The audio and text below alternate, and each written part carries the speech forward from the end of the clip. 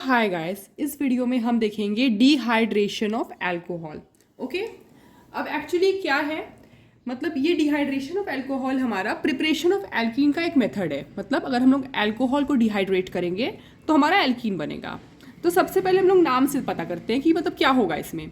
Dehydration of alcohol, dehydration क्या होता है ये आपको नॉर्मल लाइफ में भी पता है। इसमें केमिस्ट्री का ऐसा नहीं कि बस ये केमिकल टर्म है, नॉर्मली भी आप देखें तो बोलते हैं डॉक्टर लोग कि डिहाइड्रेशन हो गया इसको, मतलब पानी की कमी हो गई है। तो हम लोग को ORS देते हैं कि ORS पियो, ठीक है, पानी पियो ज़्यादा।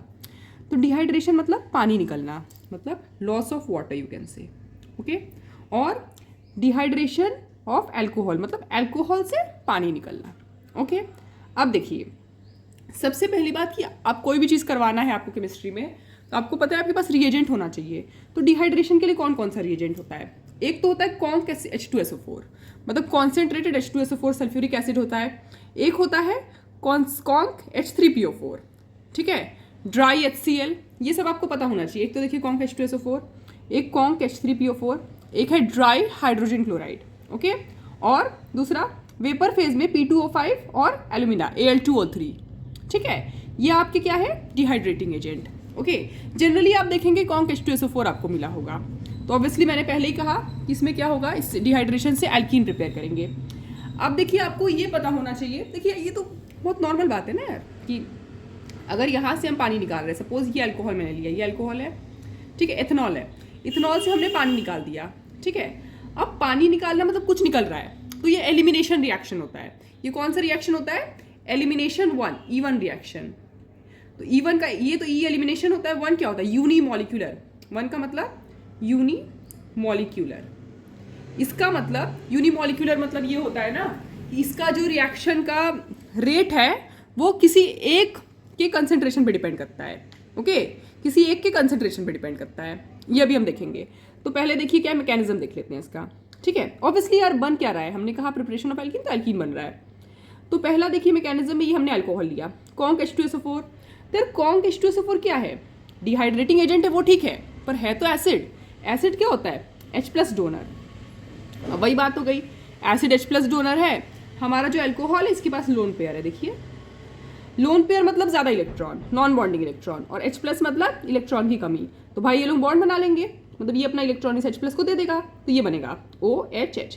अब जब इसने ऑक्सीजन ने अपना लोन पेयर उसको दिया तो ऑक्सीजन पे पॉजिटिव चार्ज है, और H2O+ एक बहुत अच्छा लिविंग ग्रुप है। अगर आप इसको कहीं देखेंगे, Cl को कहीं देखेंगे, आप लीव करवा दीजिए। तो देखिए ये तो बहुत फास्ट स्टेप था, क्यों भाई? ये इसके पास लोन पेयर था, इसने H+ लिया को दिया, ये बहुत फटाक से हुआ।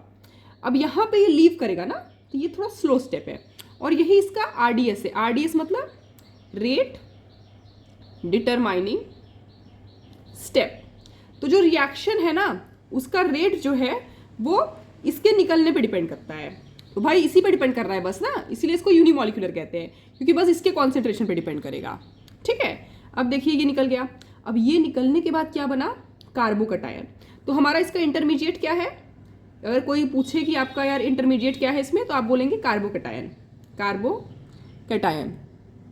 अब क्योंकि अगर इसका इंटरमीडिएट देखिए कार्बोकटायन है, तो ऑब्वियसली कार्बोकटायन की स्टेबिलिटी से हम देखेंगे कि किसमें प्रेफर्ड है, ठीक है। और आपको एक बात ध्यान रखना है कि कार्बोकटायन हमारा रीअरेंज हो सकता है।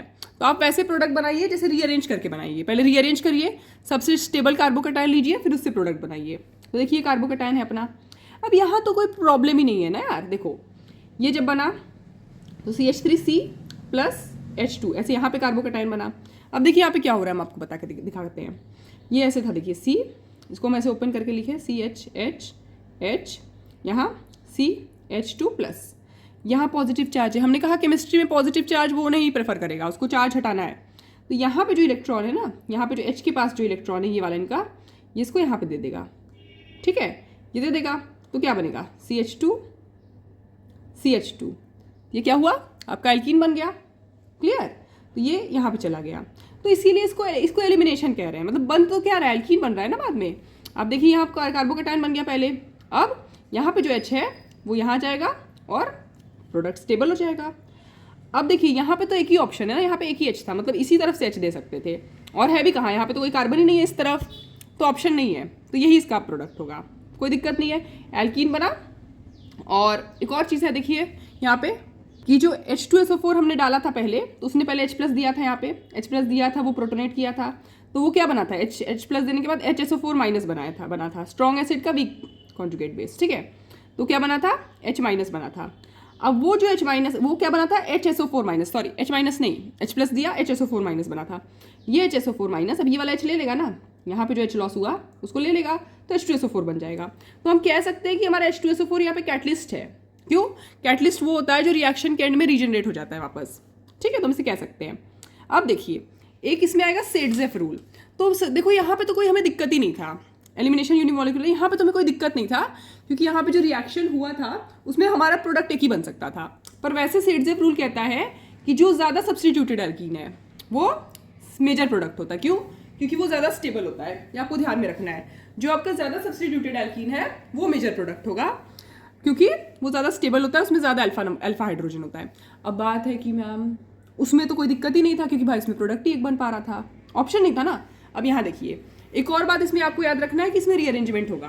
तो ये H+ का सोर्स है, इसका मैकेनिज्म देखते हैं। CH3 CH2 C H2 C H H O H H, ठीक है, ये प्लस ये यहाँ से निकल गया, यहाँ से निकला तो क्या बना, CH3 CH2 C H2 C H2 plus. अब देखिए, ये है प्राइमरी कार्बोकैटायन, ठीक है। अभी इससे स्टेबल हमारे पास ऑप्शन है, कैसे भाई, ये प्राइमरी है, हम यहाँ से हाइड्राइड शिफ्ट करवा देते हैं ना, हम हाइड्राइड शिफ्ट करवा देते हैं। हाइड्राइड शिफ्ट कराओगे तो क्या होगा, बगल, अब हाइड्राइड शिफ्ट कहीं और से मत करवाइएगा, बगल वाले से करवाइए।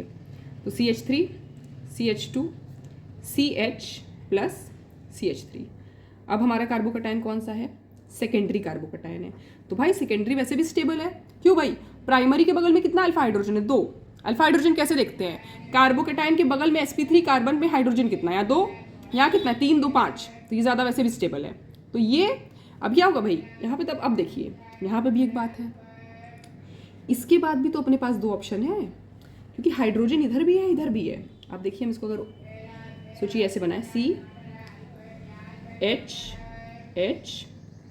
CH प्लस CH, ठीक है, यहाँ पे भी तो हाइड्रोजन है। तो अगर ये वाला हाइड्रोजन सोचिए दिया तो क्या बनेगा प्रोडक्ट, आप देखिए, अगर आप हमने ये वाला हाइड्रोजन दिलवा दिया अगर, तो आप देखिए, बस आपको देखना है कि प्रोडक्ट क्या बनेगा, ठीक है। तो इससे प्रोडक्ट क्या बनेगा, CH3 single bond CH double bond CH3, ठीक है। और ये तो ये वाला हाइड्रोजन है, ये एक प्रोडक्ट है। अगर हमने सोची ये A है, A, अगर हमने ये वाला हाइड्रोजन दिलवा दिया B, तो प्रोडक्ट क्या बनेगा, ये है B, ये है, सोचिए तो क्या बनेगा, देखिए ये दिलवा दे रहा है तो ये तो पूरा एज इट इज रह रहा है, CH3 CH2, ठीक है, फिर CH डबल बॉन्ड CH2। आप देख पा रहे हैं क्यों भाई, क्यों CH2 है, यार देखो ना, ये दे दिया तो ये CH2 है। तो इसमें से A है और B है, 2 प्रोडक्ट है, इसमें से मेजर कौन सा है, ये वाला। क्यों, क्योंकि सेडजेफ रूल क्या कहता है, हमने कहा सेडजेफ रूल ये कहता है कि ज़्यादा सब्सटीट्यूटेड एल्कीन मेजर प्रोडक्ट है। तो यहाँ देखिए, यहाँ एक कार्बन पे H है, CH3 है, H है, CH3 है, यहाँ एक कार्बन पे तो सोचिए ये वाले जो कार्बन है इस पे H है और एक सब्सटीट्यूशन है CH3 CH2, पर एक कार्बन पे बस H है, ठीक है, 2 H है। तो सब्सटीट्यूटेड कौन है, ये वाला, तो मेजर है, ये माइनर है।